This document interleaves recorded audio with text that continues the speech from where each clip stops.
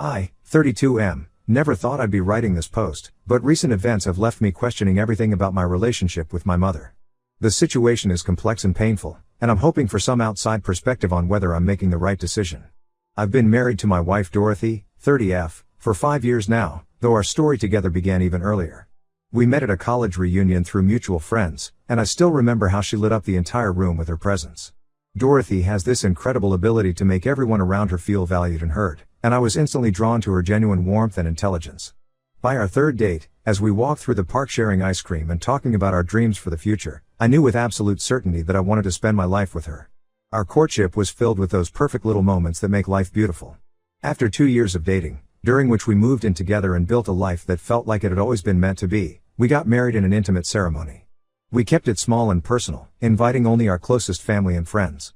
It was exactly what we wanted, a celebration of our love surrounded by the people who meant the most to us. My relationship with my mom, Lillian, 55F, used to be something I was proud of.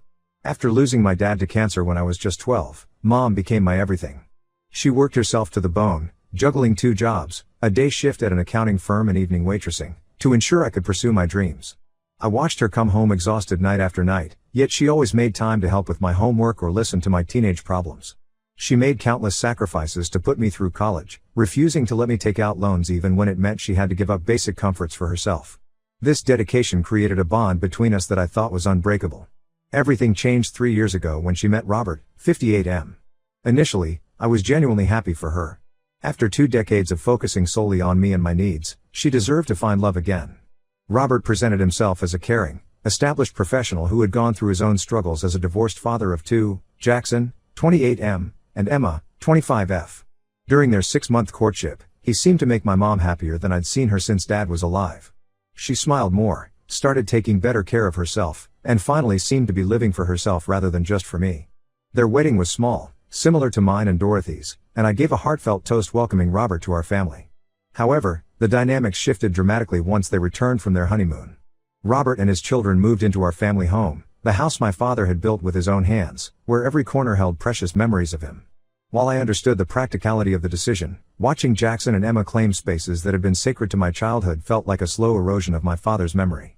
What really bothered me wasn't their presence in the house, but how quickly they began treating Mom as their own.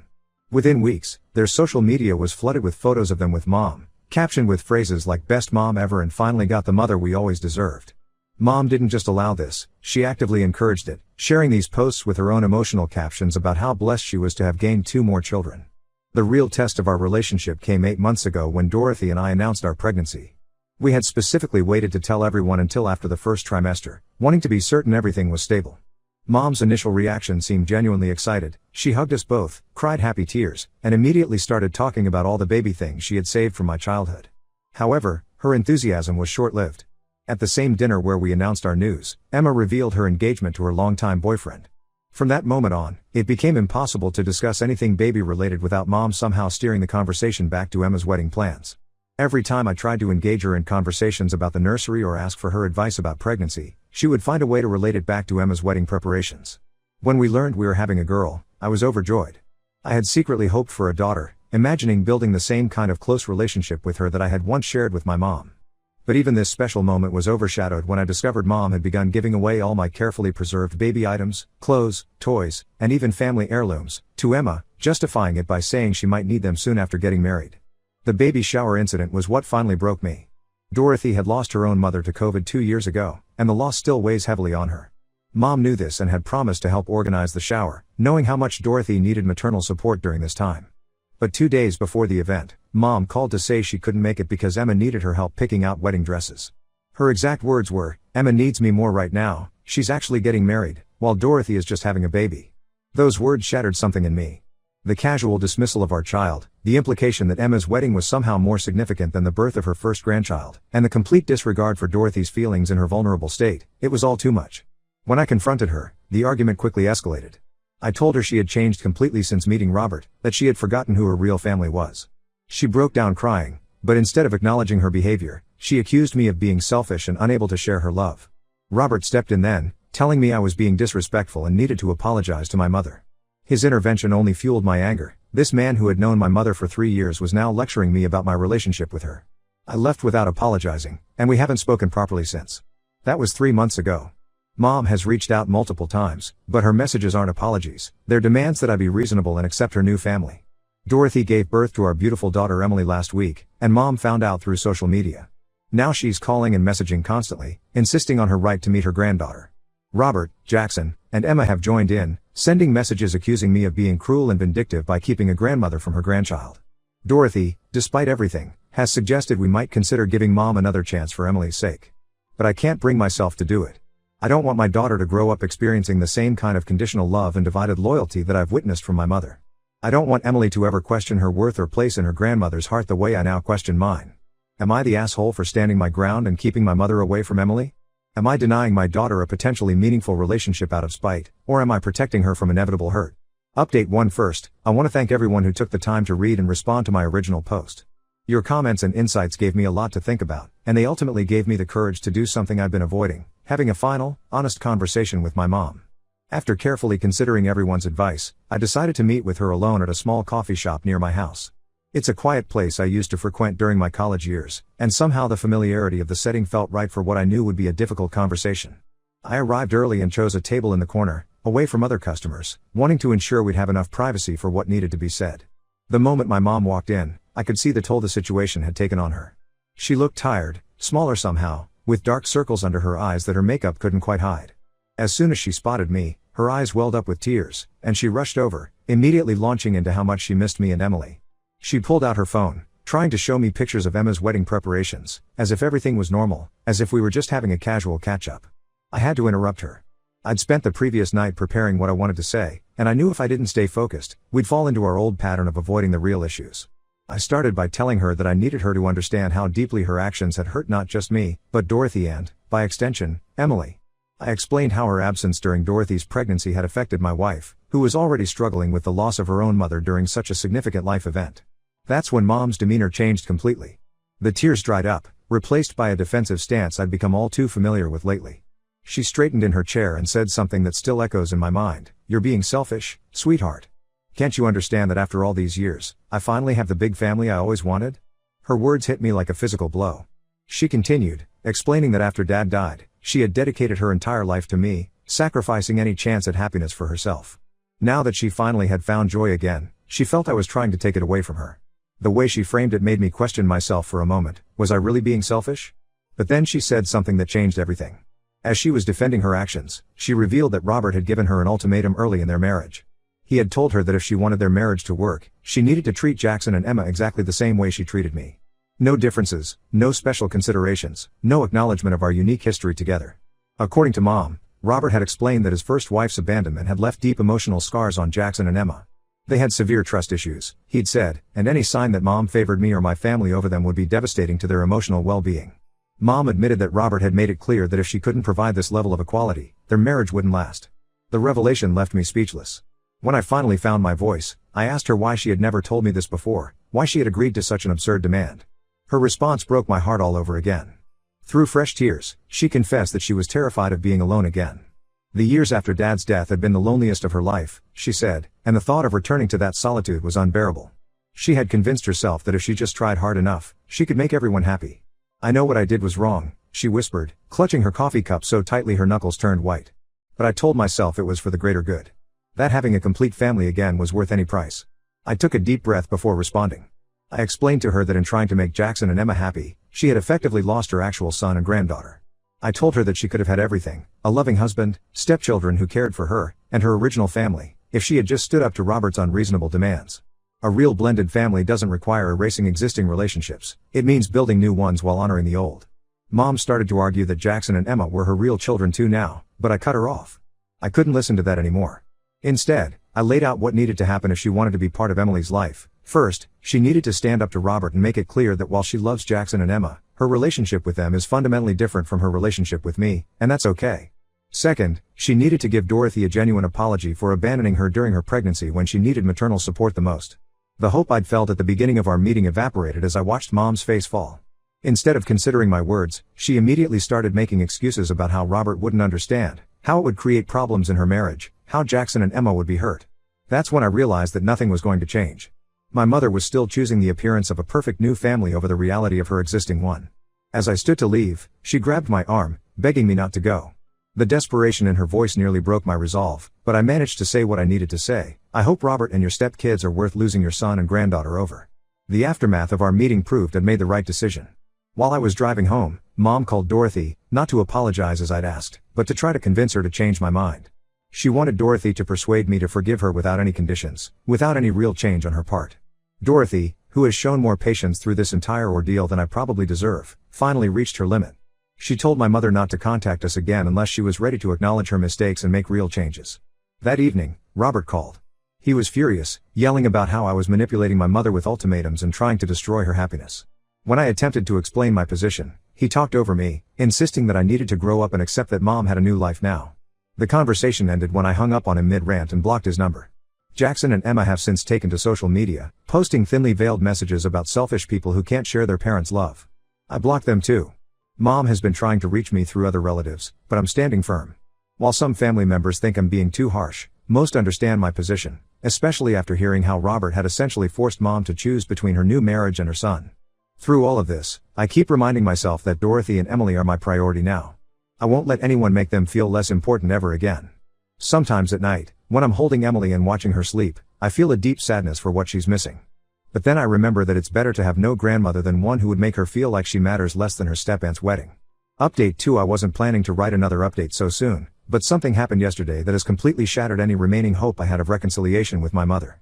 The revelation was so devastating that I've spent the last 24 hours alternating between rage and grief, trying to process this new betrayal. My Aunt Catherine, Mom's younger sister, came to visit us yesterday. She's always been the more level-headed of the two sisters, and she wanted to meet Emily and check how we were doing. The visit started pleasantly enough. She brought homemade lasagna, a family recipe passed down from my grandmother, and we spent the afternoon sharing stories and watching Emily sleep in her bassinet. As the evening wound down and Dorothy was putting Emily down for the night, Aunt Catherine grew serious. She seemed nervous, fidgeting with her coffee cup in a way that reminded me painfully of Mom. Finally, she told me she had something important to share, something she'd been struggling with whether to tell me or not. What she revealed made my earlier issues with Mom seem almost trivial in comparison. Before giving away my old baby clothes and toys to Emma, Mom had done something far worse. She had sold my father's watch collection, the same collection he had specifically left for me to pass down to my children. For those who don't understand the significance of these watches, they weren't particularly valuable in monetary terms. Dad wasn't a wealthy man, and none of the watches were luxury brands. But each one had a story. He had started collecting them when he was in college, and each watch marked a significant moment in his life. There was the simple Timex he wore when he met Mom, the chronograph he bought when he got his first promotion, the dress watch he wore at their wedding, and several others. In total, there were 8 watches, each with its own tale. I remember sitting on his hospital bed during his final weeks, when he told me about his wish for these watches. He wanted me to give them to my children one day, not just as timepieces, but as tangible connections to the grandfather they would never meet. He spent hours telling me the story behind each watch, making me promise to pass these stories on to my kids. Mom was there for those conversations. She knew how much they meant to us both. When I called Mom to confront her about this, her initial denial quickly crumbled under my persistence. Through tears, she admitted that she had sold the watches to help pay for Emma's wedding dress. The explanation she offered felt like salt in the wound. Emma had fallen in love with an expensive designer dress that was way out of her budget. According to Mom, Robert had suggested selling the watches since they were just collecting dust anyway. She tried to justify it by saying that Emma needed them more because she was using them for her actual wedding, while Emily was too young to appreciate watches anyway. I couldn't speak. The casual way she dismissed these irreplaceable family heirlooms, the complete disregard for both my father's final wish and my daughter's future inheritance, it was beyond comprehension. I hung up the phone mid-explanation and broke down completely. Dorothy found me hours later in our home office, staring at the only photograph I have of Dad wearing one of those watches, his wedding watch, the one he'd hoped his granddaughter would have on her own wedding day. This morning, Emma posted photos from her wedding dress fitting. The caption was what broke me: beyond blessed to have the most amazing mom who would do anything to make my dreams come true. Can't wait to wear this perfect dress on my perfect day. #blessed, #dreamwedding, #bestmom ever. Something in me snapped. Before I could stop myself, I commented on the post, revealing that her perfect dress was bought by selling my dead father's watches that were meant for his granddaughter. I deleted the comment almost immediately, but not before several people had seen it and taken screenshots. The fallout was immediate and intense. My phone exploded with messages from Robert's family, calling me bitter, jealous, and accusing me of trying to ruin Emma's wedding. Mom sent a long message saying I had no right to ruin Emma's happiness by revealing this information. She insisted that what's done is done and I needed to let it go for the sake of family harmony. Robert left a voicemail that I couldn't even listen to fully, his voice shaking with rage as he called me a spoiled brat who couldn't handle not being the center of attention anymore. I've decided to take legal action. Tomorrow, I'm meeting with my lawyer to draft a formal cease and desist letter to Mom and Robert's family. I'm done trying to understand her choices or find a way forward. She hasn't just prioritized her new family anymore, she's actively erased precious memories of her old one. Dorothy has been my rock through all of this. Tonight, as we sat in Emily's nursery, she promised me that we would create our own traditions and memories for our daughter.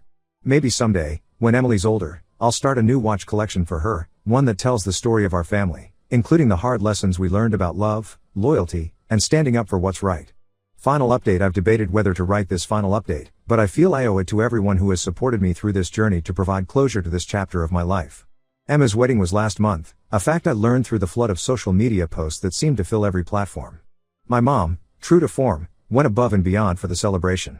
According to relatives who attended, it was an extravagant affair at an upscale vineyard, with no expense spared. Mom posted dozens of perfectly staged photos, each caption more effusive than the last, talking about her beautiful daughter and how blessed she was to have gained such a perfect family through Robert. The speech she gave at the reception was apparently quite emotional. My cousin recorded parts of it, thinking I might want to see it someday. I didn't, but she described it anyway. Mom spoke at length about how God had blessed her with wonderful children through Robert, and how Emma was the daughter she'd always dreamed of having. She never once mentioned me, Dorothy, or Emily. Several relatives told me they felt uncomfortable during the speech, noting how she seemed to be trying too hard to prove something to everyone present. The day after the wedding, as if on cue, Mom reached out again. Her message started with what seemed like an olive branch. She acknowledged that she had made some mistakes but hoped we could move forward now that the stress of the wedding was over. She mentioned that Emma had just discovered she was pregnant, barely a month after the wedding, and wouldn't it be wonderful for Emily to have a cousin so close to her age? The way she phrased it made it clear she saw this as an opportunity to force a relationship between her two families, as if Emma's pregnancy somehow erased everything that had happened. Instead of responding directly, I sent her the final version of the legal document my lawyer had prepared. It was comprehensive, detailing everything from her abandonment during Dorothy's pregnancy to the selling of Dad's watches. The document formally requested no contact and outlined potential legal consequences if she persisted in trying to reach us. She showed up at our house the next morning, her eyes red from crying. She carried a shopping bag filled with some of my old baby clothes, items she claimed she had saved specially and hadn't given to Emma. I recognized them as the less desirable pieces that Emma probably hadn't wanted. I didn't open the door, but I could see her through the security camera, pacing on our porch and repeatedly pressing the doorbell. Through the door, I told her that she had made her choice months ago, and now she had to live with it. She tried to argue, saying that family should always forgive, but her words rang hollow after everything that had happened. Eventually, she left the bag of baby clothes on our porch and drove away sobbing. Robert called later that day, not to apologize, but to berate me for making Mom feel guilty during what should have been a joyous time celebrating Emma's pregnancy. He actually had the audacity to say that Mom couldn't even properly enjoy the news of becoming a grandmother because she was too upset about our situation. The irony of his words wasn't lost on me. He seemed to have forgotten that she already was a grandmother, to Emily, whom she had chosen to abandon. I hung up without saying a word. That was the final straw. Dorothy and I had already been house hunting, and this incident pushed us to accelerate our plans. We've since moved to a new neighborhood across town, close to Dorothy's sister and her family. Emily, now 9 months old, is thriving. She's starting to crawl, and her laugh lights up every room she's in. We're building new traditions, Sunday brunches with Dorothy's family, monthly trips to the local children's museum, and a memory box where we store little mementos from all of Emily's firsts. Sometimes, usually late at night when I'm rocking Emily to sleep, I catch myself feeling a deep sadness about how things turned out with Mom. I mourn not just for my loss, but for Emily's, for the grandmother she could have had, for the family stories she'll never hear firsthand, for the relationships that could have been. But then Emily snuggles closer in her sleep, and I'm reminded that my primary job as her father is to protect her from pain, even if that pain comes from family. I've heard through relatives that Mom isn't doing well. The guilt of her choices seems to be catching up with her, especially now that the excitement of Emma's wedding has faded and Emma's pregnancy is reminding her of what she missed with Emily. But I can't bring myself to care anymore. She made her choices, repeatedly choosing her new family over her existing one. Now she has to live with the consequences. Emily will grow up knowing she is loved unconditionally and prioritized completely. She'll learn about her grandfather through the stories I can still tell, through the few photos I have, and through the values he instilled in me that I'm passing on to her. And maybe that's enough.